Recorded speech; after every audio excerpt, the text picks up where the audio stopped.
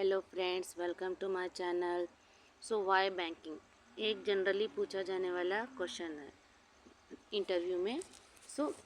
मैं आपको वही आंसर शेयर करने जा रहे हैं जो मैंने जब इंटरव्यू दिया था तो मैंने क्या आंसर किया था। तो चलिए हम अपना वीडियो स्टार्ट करते हैं।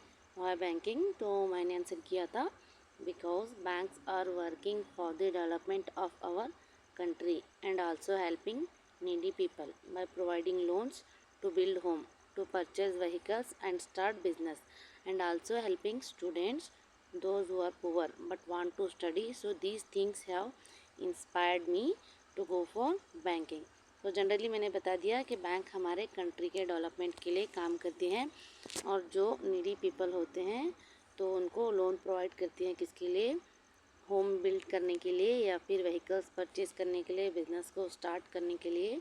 एंड आल्सो वो स्टूडेंट्स जो पुअर होते हैं, जो स्टडी करना चाहते हैं मगर पैसों की तंगी की वजह से नहीं कर पाते, तो ऐसे लोगों को लोन की ज़रूरत में हेल्प करते हैं।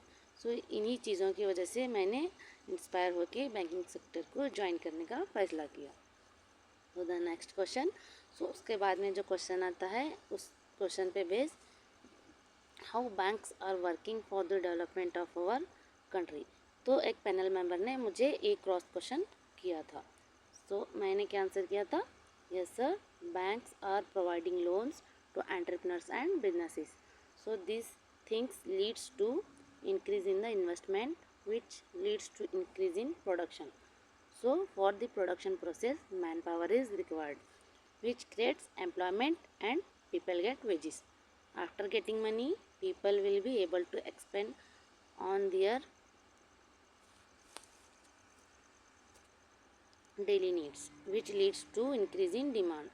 So there is a law that if demand increases, supply decreases. Again entrepreneurs go to bank to take loan for the production. So this cycle goes on which leads to increase in people's income, their standard of living, also national income and GDP. तो हम सभी जानते हैं जब banks, जब entrepreneurs, जब businesses को loans देते हैं तो क्या होता है, वो अपने प्रोडक्शन में इन्वेस्टमेंट करते हैं। तो जब वो इन्वेस्टमेंट करते हैं तो चीज़ों को मैन्युफैक्चर करने के लिए मैन पावर की ज़रूरत होती है, तो वो लोगों को हायर करते हैं। इससे क्या होता है, लोगों को एम्प्लॉयमेंट मिलता है। तो जब लोगों का एम्प्लॉयमेंट मिलता है तो उनको सैलरी मिलती है, जिससे क्या होता है, लोगों के हाथ में पैसा आने लगता है। तो जब लोगों के हाथ में पैसा आने लगता है तो लोग क्या करते हैं, जो भी उनके नीड्स होते हैं, जो उनके ख्वाब होते हैं, जो पूरा करना चाहते हैं या फिर जो चीज़ें वो ख़रीदना चाहते हैं मगर पैसों की तंगी की वजह से नहीं खरीद पाते थे, तो जब पैसा आता है तो उन चीज़ों को ख़रीदने लगते हैं। इससे क्या होता है, लोगों की स्पेंडिंग ज़्यादा हो जाती है। तो इससे क्या होता है, लोगों की डिमांड बढ़ने लगती है। तो एक लॉ ऑफ डिमांड आप सभी जानते हैं, जब डिमांड इंक्रीज़ होता है तो सप्लाई ऑलवेज डिक्रीज़ होता है। कैसे? मान लो अभी मार्केट में 10 शेयर हैं और लोगों की डिमांड है 20 शेयर की, तो क्या हो जाएगा, सप्लाई कम है और डिमांड ज़्यादा है।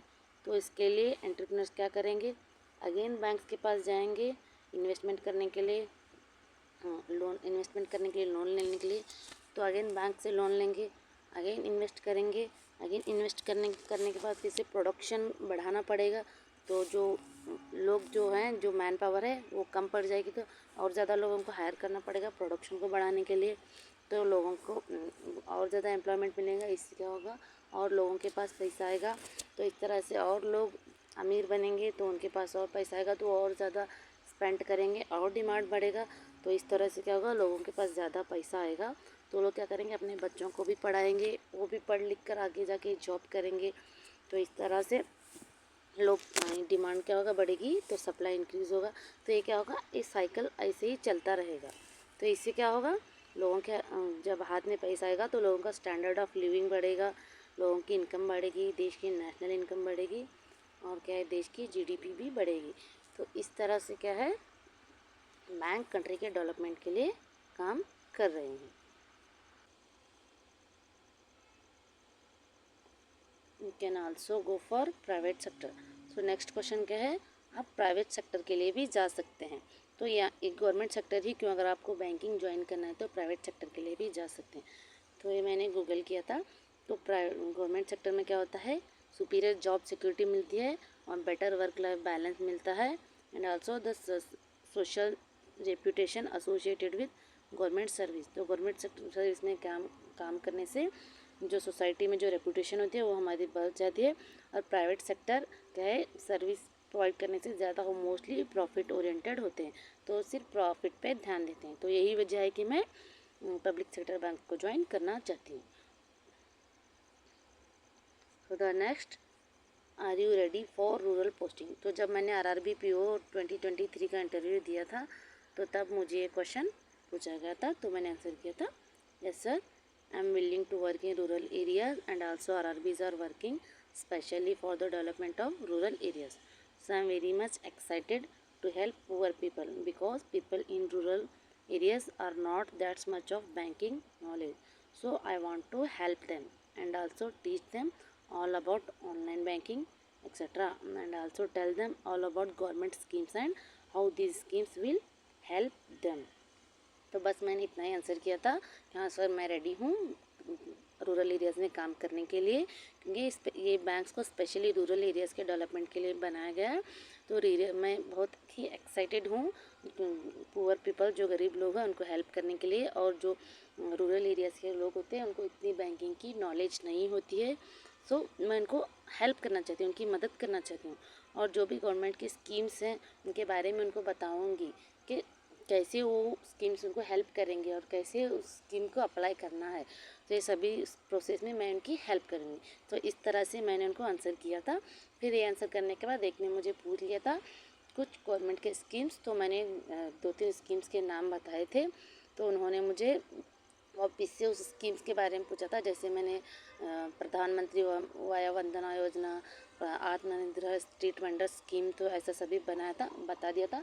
तो उन्होंने मुझे मुद्रा योजना क्या है